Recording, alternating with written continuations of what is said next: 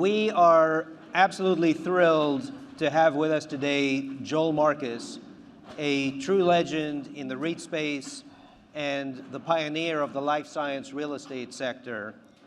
Joel is the founder and now executive chairman of Alexandria, a 33 billion S&P 500 REIT with more than 73 million square feet of life science campuses and an incredible shareholder return north of 1,500% since inception in 1994 with, I think, 19 million of Series A capital. So Joel, thank you for being with us today. Pleasure to be here, Robin. Thrilled to have you. I'd like to start with a quote from Jim Collins, if I may, the renowned author and business strategist who has studied and written about Alexandria. And he said the following: Alexandria has achieved the three outputs that define a great company: superior results, distinctive impact, and lasting endurance. Walk us through those three, unpack that. What do they mean in the context of Alexandria? Yeah, so Robin, it's a pleasure to be here, and to all the students, nice to be in your presence. So I think most of you have read, I think anybody who's in business or going into business, if you haven't read Jim Collins' suite of books, you should do it. Good to Great, how you turn a good business into a great business. Great by Choice, which is how you maintain greatness. And greatness isn't ego, it's true performance in a multi-dimensional kind of environment. And How the Mighty Fail. And that may be the most important book of all. And he's written a bunch of others. He's now writing, his new work is studying match pairs when they come upon a cliff event in life, like a death or something shocking to one's life. And so if you think about How the Mighty Fail, think about Kodak and the issue a little far from REITs and the issue of failing to embrace the digital revolution. Everything was Kodak back in the old days, right? No one ever heard of many other things. And so they failed to, they thought they were great. They had great hubris, huge egos. They hung out in Rochester, New York, which is a perfectly fine place, but maybe not so easy to recruit people to, and failed to embrace the digital revolution and, essentially turned into, a failed company. And so the meaning of his books is really how to create an organization that from day one organically is great in the sense of you have great people, you have no ego, every day is you're trying to be better than the next day, kind of like the Navy SEAL credo, which is the only easy day was yesterday. So there's a lot to be learned from those books, and I think when Jim kind of looked at us and we had some pretty deep interactions, he measures his companies, as Robin just alluded to, by three standards. One is, do you have outstanding, superior performance over a long term?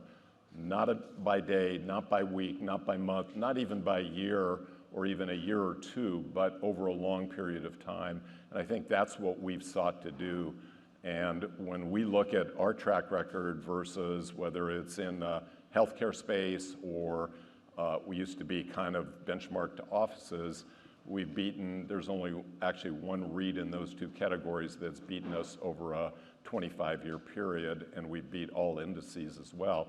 That's a long-term superior performance. But you can never be happy or satisfied with that. You always have to think about, that's the rear view mirror. Does anybody drive a car today looking in the rear view mirror? You'd crash, right? So you gotta look in the front, you gotta look ahead, not back.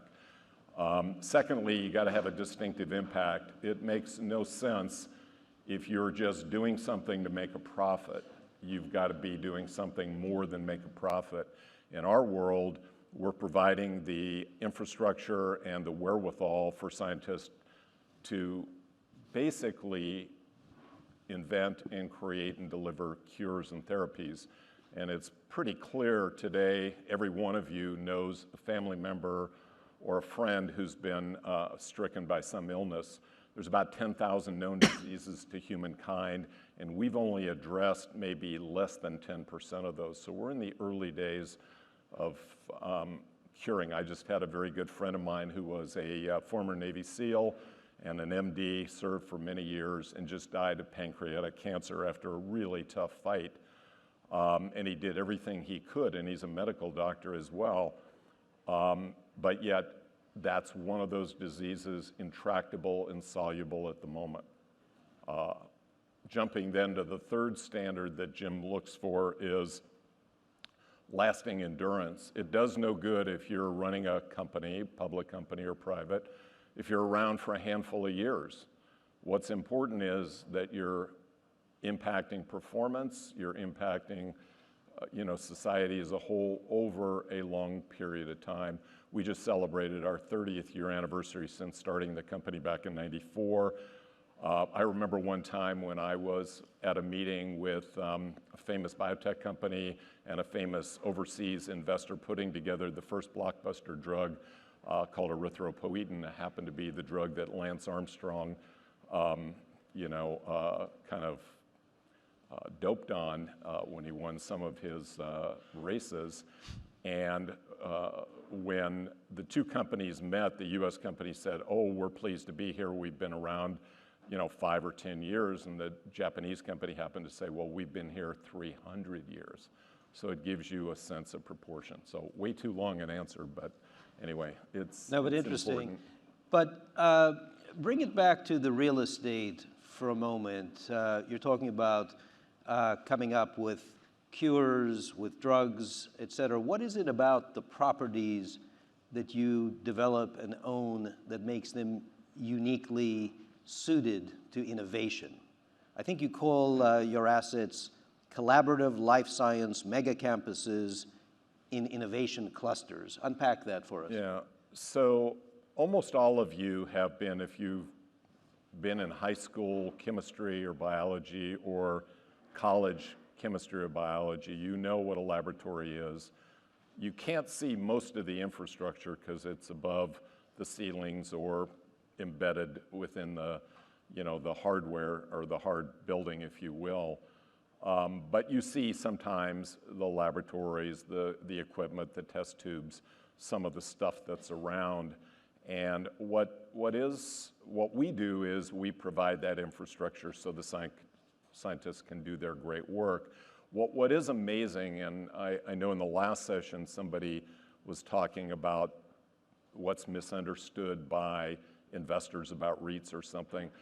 Probably the most interesting thing after 30 years of doing this, what investors and analysts and people don't get when they walk into a laboratory, and we just had a tour not too long ago with an analyst and about 20 or 30 investors, walk into a laboratory, it's very sophisticated, very crowded, and they see 2 or 3 scientists in there and they go, "Oh my God, is everybody else working from home?" Well, no, the answer is no. If you go to a laboratory, there's millions, tens of millions, and sometimes hundreds of millions of dollars of science embedded in those laboratories that you can't see unless you go into -80 freezers or you go into a whole bunch of different things. But they see a human or not many humans and they wonder, like, gee, are people like phoning in experiments? Well, that doesn't happen in our sector. You got to be there, and it's episodic because experiments take time, and they're not every hour or every 30 minutes. It's just different. So when people look at laboratories, they fail to understand it. But going back to Robin's question, we've tried to iterate simple laboratories and then put them into big campuses where there are paths for growth, which is important, or sometimes paths for contraction, and ability for us to build, to redevelop, to provide the kinds of things the last panel talked about, an environment of amenitization and collaboration, because interestingly enough, one of the only industries that's collaborative is life science.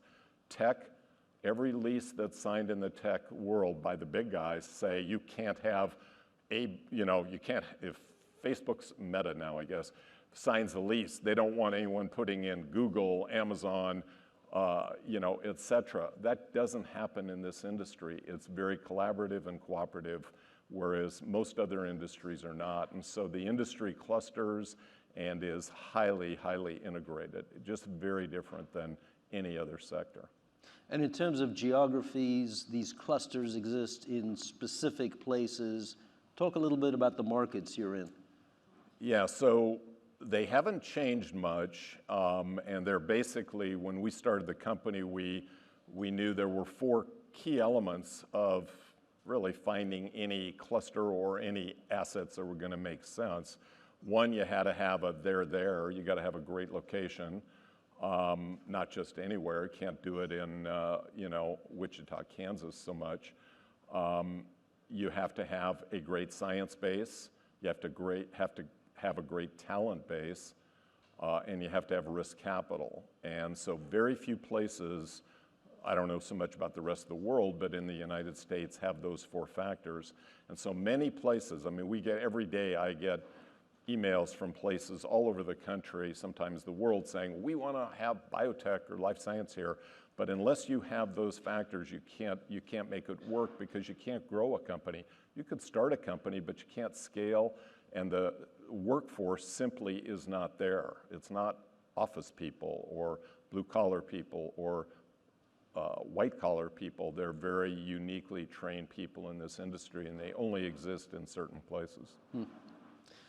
So let's go back to the growth since you started the company. I was struck by that 1,500% number, which from doing a little bit of research you're one of the very few people who've managed to do that. How did you do it?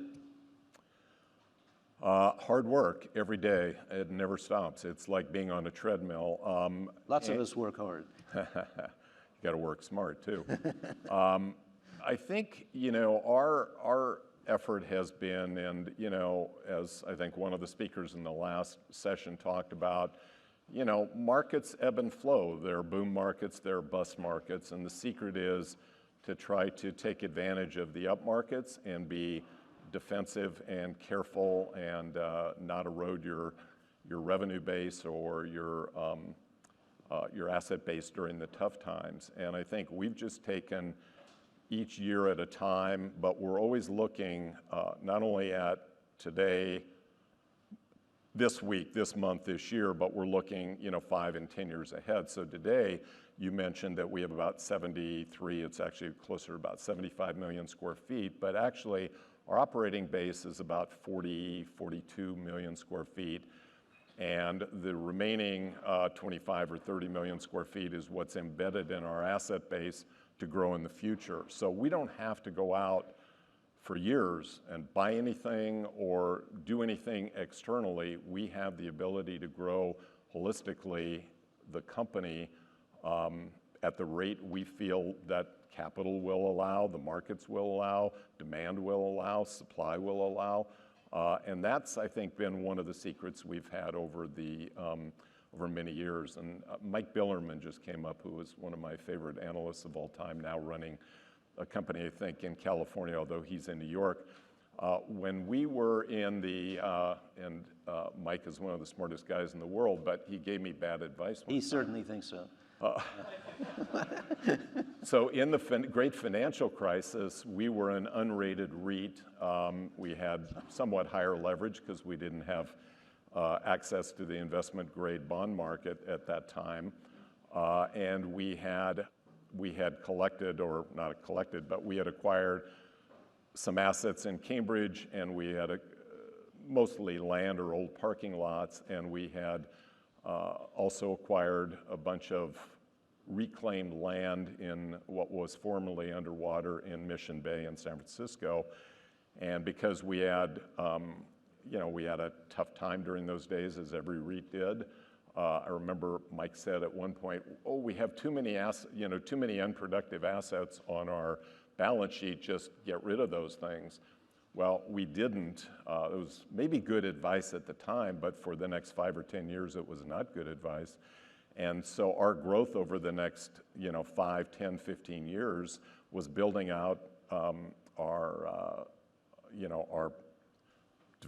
future development in Cambridge and in Mission Bay, and that provided that growth. So we have embedded growth, which is, I think, one of the secrets that's been, a hallmark of, I think, our success.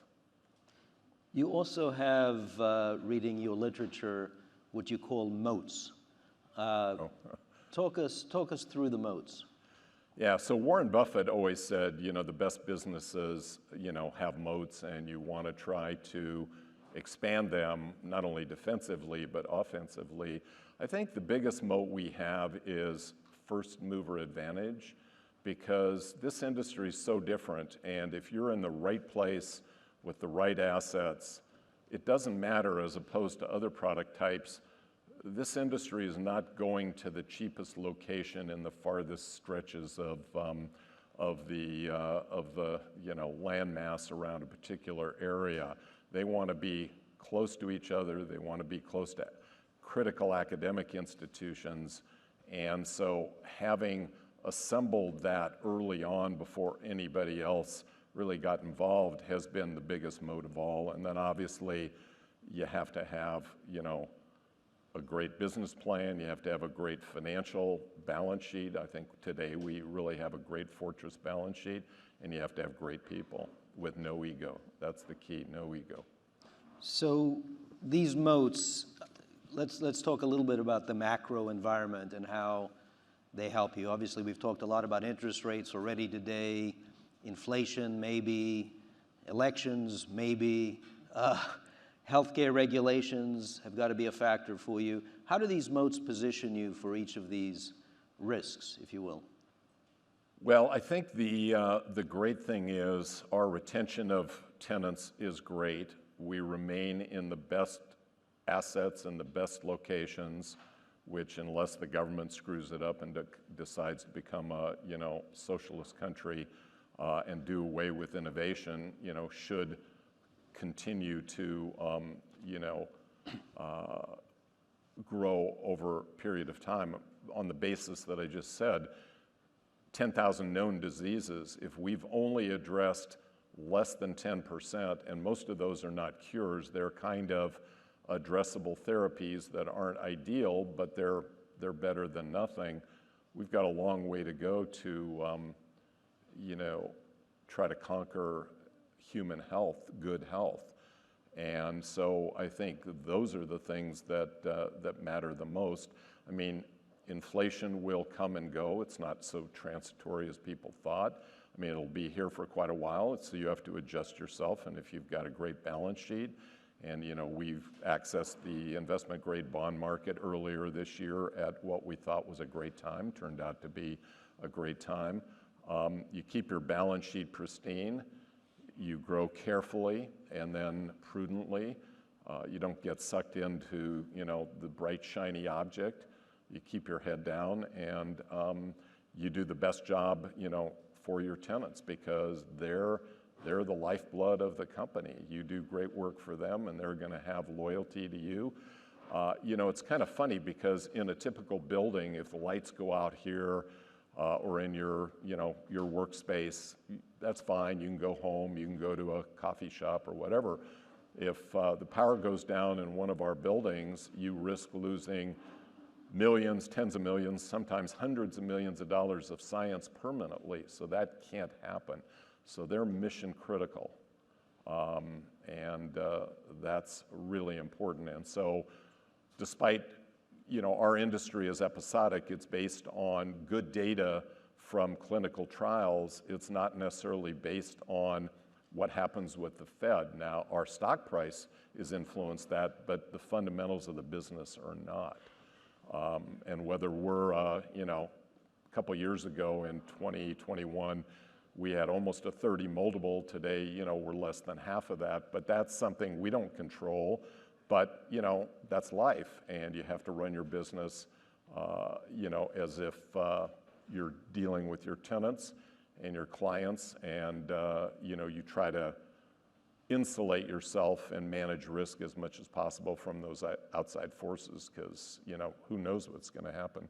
And you have to assume any given day a black swan event will happen and capital markets will seize. So you got to have great liquidity, and you got to be smart and adept and really facile about what you do, absolutely each and every day.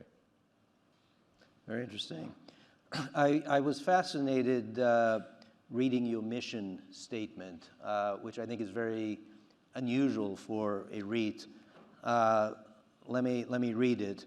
To create and grow life science ecosystems and clusters that ignite and accelerate the world's leading innovators in their noble pursuit to advance human health by curing disease and improving nutrition.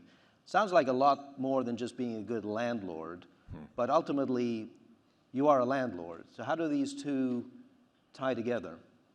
Well, you have to, in our world, again, different than almost every other property type, you have to provide the best environment, number one, but then you have to deal with the life science ecosystem in general, and so we try to make sure that we're doing really important things. I'll give you an example of that right now. So everybody understands the impact of Alzheimer's, dementia.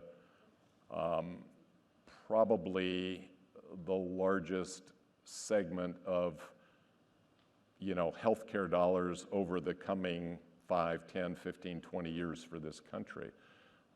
Certainly with the baby boomer population, and even it can hit people in their 40s and 50s. I have a sister-in-law that had aggressive onset of Alzheimer's at age 55, so you never know. So we took it upon ourselves, because we have a deep and broad both understanding and network in the industry, to pull together, and it's just, you know, started, to pull together a consortium of government and industry leaders and scientists to try to develop a set of standard biomarkers for dementia. Now, no one company can do this because it's pretty complex and it's, you know, pretty hard, and we want to make it kind of publicly available.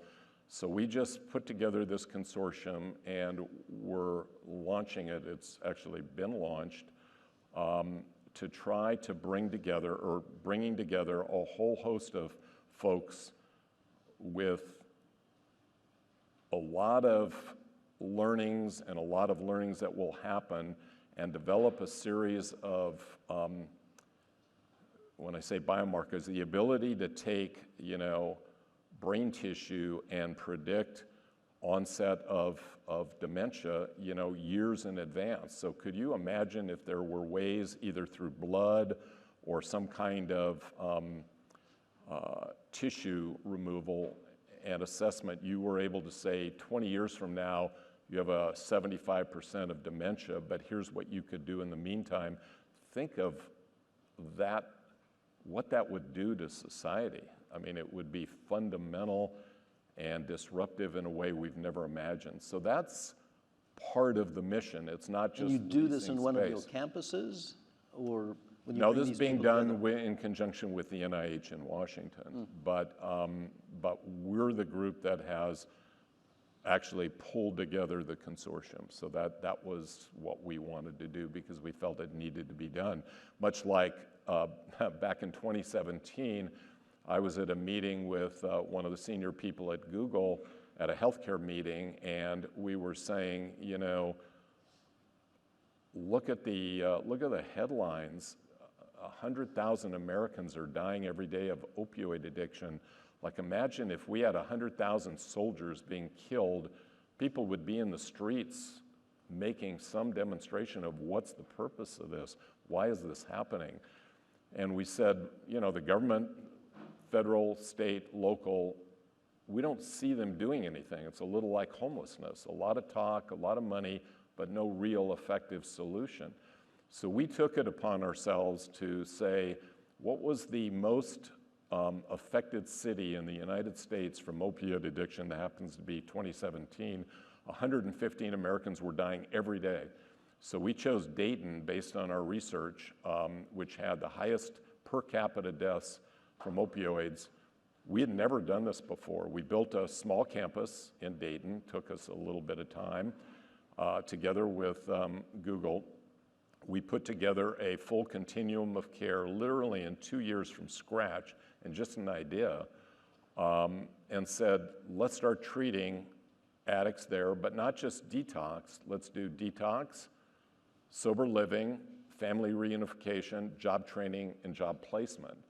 And let's make a difference, and maybe the government, state, local, federal will copy this and put them everywhere. Well, we've treated now almost 8,000 patients in Dayton, an amazing, it's a nonprofit effort, and not one single copycat of that has been produced by the feds, any state, or any city.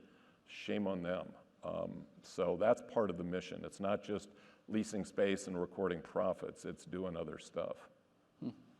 You mentioned Google, and I was struck also in reading your website. You've been an innovator in AI, and it's virtually illegal to have a conversation without talking about AI. Yep. So tell us about your efforts there. Yeah, so we started, I mean, AI is not new. I'm not a particular techie person, but back in 2018, we partnered with one of the first AI biology companies up in the Bay Area to create their campus and their space. Well, in those days, they just had space. Now they have a campus. And companies like that today are much more frequent. They're producing sometimes a petabyte of data a week. So that's like enormous amount of data, all funneling into the laboratory to do experiments to try to find out much more, a much greater ability to understand how biology can create clearer targets for drug interdiction. And so it's the marrying of really super information technology and biology. And today there's a whole lot of those companies out there, and we work with a whole bunch of them. Some of them, well, most of them, obviously, the base is biology and some chemistry, and then there's some data like center space that they have. Sometimes it's off, sometimes it's on property. And I think, it's not going to stop. It's going to increase, I think, the demand for actually the lab, because you can run any number of, information technology, AI kinds of, data, but unless you can prove it in the lab, it doesn't matter, and the FDA isn't going to do anything about it. So it requires more lab than less. A lot of stupid commentators have said the opposite, but they don't know what they're talking about. So we're almost out of time. I want to shift to the students for a moment. There are about 100 students with us today who are trying to figure out where the world is going and how they should enter. We wish we knew.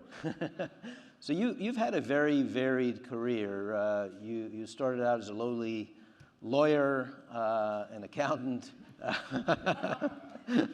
Exactly. I also took a lot of chemistry. I almost burned my house down. I grew up in Colorado, almost burned my house down. I had a basement chemistry set, and chemistry was always like a real love of mine. So I thought you started out in a garage. It actually is a basement? Well, not the company, my home. During high school, I was really intrigued with chemistry. That was a love of mine. So with all of the wisdom that comes from these various segments of your careers and then building this company, some advice for the students other than the usual follow your passion, I et cetera. don't believe in any of that. So I'll tell you simply, and this is from the heart and truth, as you launch into your careers, the most important, I was just in an interview yesterday, I interview everybody in the company who comes through the pipeline. Interestingly enough, I reject about 40% of the people that are recommended, so that gives you a little bit of insight. But The most important thing And what's the is, basis for that rejection? Maybe oh, everything and anything. A couple of quick stories, and then I'll get back to the point of the advice. So one interview was, person said to me before I started asking them about themselves, they said, "I just want to let you know I'm a virtual worker." And so I said, "Yeah, the interview just ended." True story. Another one said to me, this was kind of interesting. After the interview, I always ask me questions. Said, "Who are you and what's your role in the company?" Okay, so obviously they didn't pay attention to the website or didn't do their homework, so that's pretty obvious. Another one, a really cool guy, turned out he was from Canada, seemed pretty slick to me, so I asked him, I said, and I don't normally do this, because I'm not this isn't like something I focus on that much, so I said, "Gee, what was your GPA during college?" And he goes, "Oh, 2.4, and then he goes, "Oh, but I have reasons. I was president of my fraternity, I was doing a lot of stuff, I was doing this." And I told the group, imagine him at work, is he going to be a big goof off? So there's a lot of things that come up. Somebody that I did hire immediately was somebody recently said to me, it was a Gen Z person who I absolutely loved and adored. When I interviewed this person, first thing she said is, "My dad's a fisherman. He's up at 4 a.m. every day. My mom works with him. And by the way, I've worked in our family fishery business, and I love hard work." Hired. Okay? So you look for the right DNA. It's just different. So what secret of success to each of you as students? Get rid of ego, and don't join any company or institution that has ego. That's the death knell of companies or anything. It's just the worst. Be collaborative, be cooperative, flexible, intuitive, and instinctive. That's the formula. And if you can't do that, I think it's going to be hard in life. And I don't know, that's what I would say. Well, super. We are out of time, so let me thank you for joining us. That was terrific. Really great. Super.